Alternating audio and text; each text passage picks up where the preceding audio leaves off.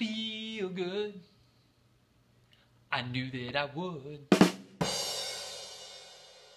Alright guys, so today we're going to wrap up the shin splint series and look at how can you prevent shin splints from either A, ever happening, or B, if you've dealt with them and finally gotten rid of them, ever coming back. You'll remember that the biggest cause of shin splints is having an arch that can't stand up to the pounding that you're doing.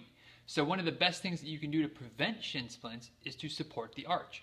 And you can do that in a number of ways. The most common way is probably to get better shoes and make sure you've got good shoes with good arch support. But outside of just making sure you've got a better pair of shoes, what else can you do? There are definitely some exercises that you can do at home with no equipment necessary that will go a long way towards helping you prevent shin splints from ever coming back or ever showing up in the first place. Some of my favorite arch strengthening exercises are heel and toe walks, where you're in your bare feet walking around on your tiptoes and then walking around on your heels with your toes pulled back off the ground. Another thing you can do is put some marbles or something small on the floor and use your toes to pick up those items.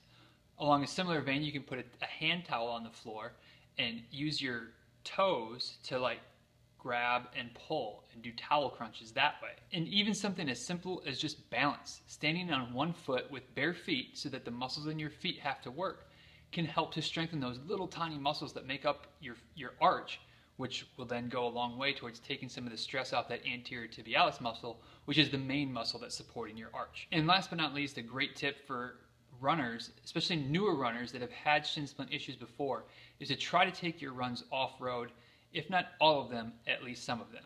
You know, there's no doubt that running on the roads or running on the sidewalks, whether it's asphalt or concrete, they're both dense, hard surfaces, and that pounding is going to exacerbate any shin splint issues that you may have.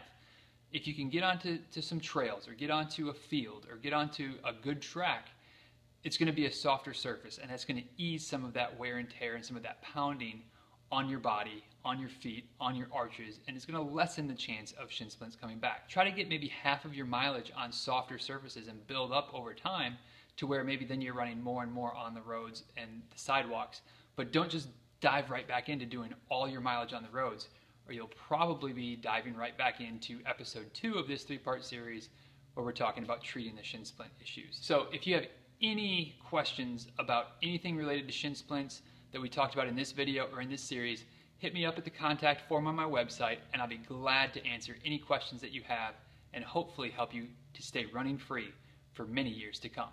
And I feel nice like sugar and spice.